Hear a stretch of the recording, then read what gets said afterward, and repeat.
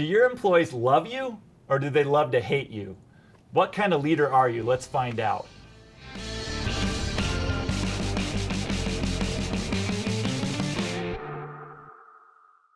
Hey, Ben here from JobNimbus with the Building Business channel, and I've got longtime employee Sarah Dubois with us today. Thanks for coming. So, Sarah, give us a little background on, you have a lot of learning and knowledge and education in your background. Tell us a little bit about yourself. Yeah, I'm a little bit of a degree collector.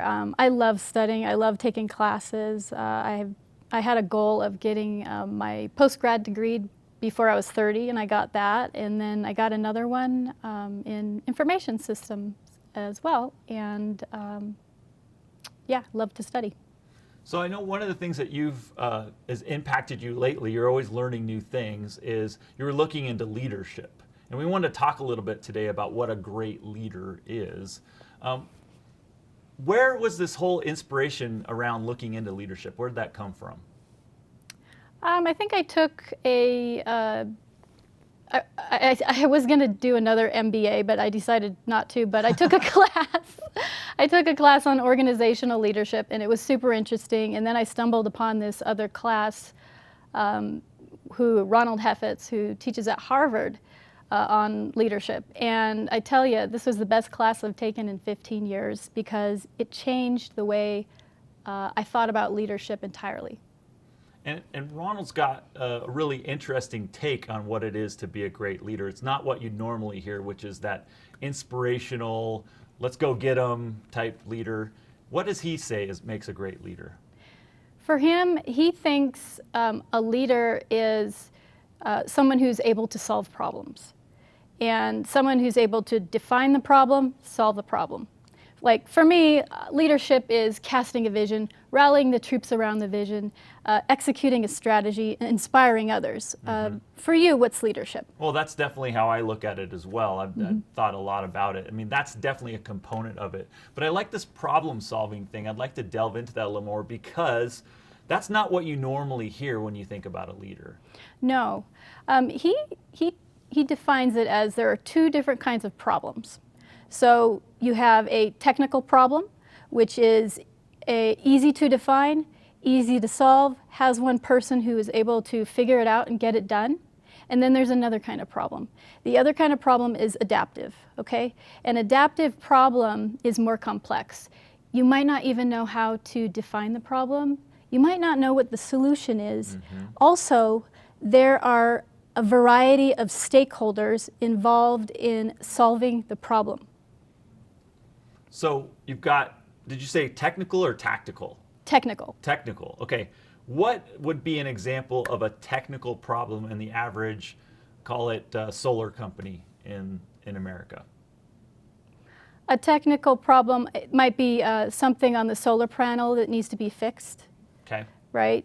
And then an adaptive one might be in the actual solar company.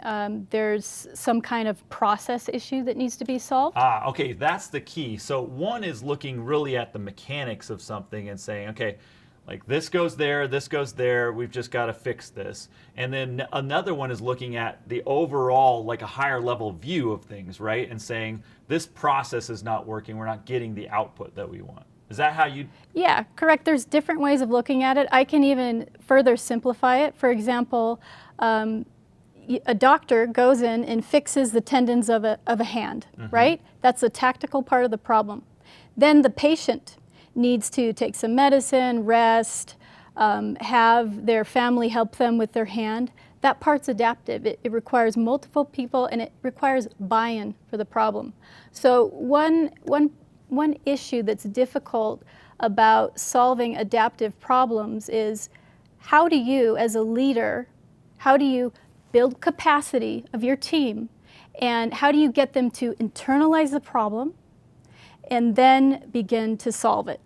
So that's one of the key parts of this, and also one of the greatest parts of failing at leadership is not being able to correctly diagnose a problem. Yeah, so that's kind of where it starts. If everything in leadership is about problem solving, the first step is you've got to know how to diagnose a problem. What are some of the tips or tricks that you could provide that would tell you this is how you should kind of attack diagnosing a problem?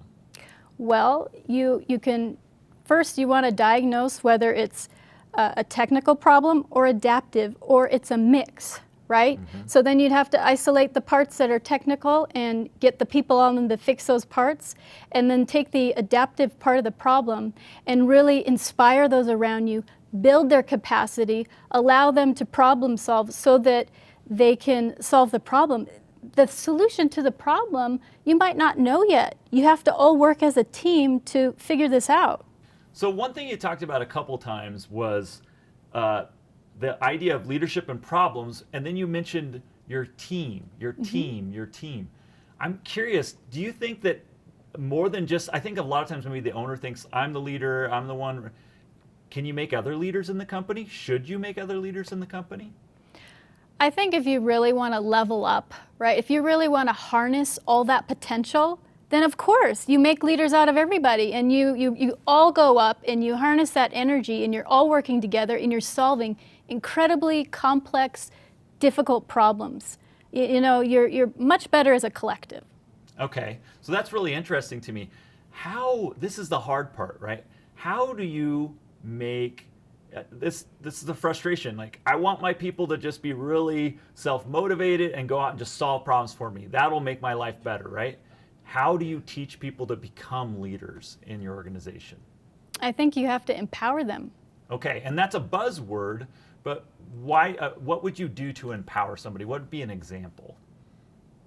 You've got an employee who is not getting not answering the phone enough, not on time with certain things, but because they're so busy also working on their QuickBooks, and accounting and that sort of thing. And there's a lot of different focuses. How do you empower that person? I think you recognize what they do. You work with them one-on-one, right? You do mentoring.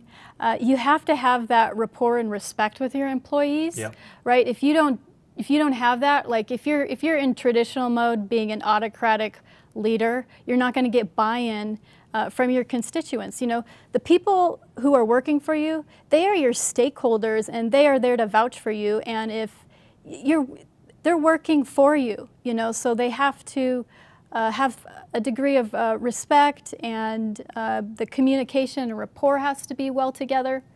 And when you have that from them, they'll do anything for you. They'll work for you. They'll take their energy. They'll go out and do things, and in return, that will help your company.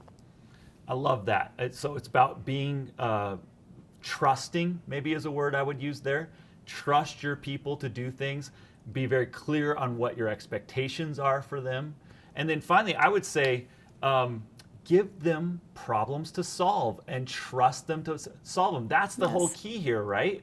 Yes, you have to build the capacity, right? Yes. You can't build capacity if you shut people down by not allowing them to problem solve, right? Yeah. So if everything in leadership is about problem solving and you want to create more leaders, it's really simple. You've got to give your people problems and then trust them to go solve them, and they will grow their leadership skills in that arena.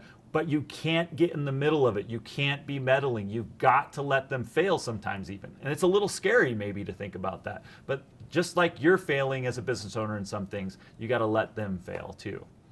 Yeah, I agree. I think that people they show up and they do a great job. And when you allow them to, you might even be surprised at what people can do if you give them the power and you give them the tools.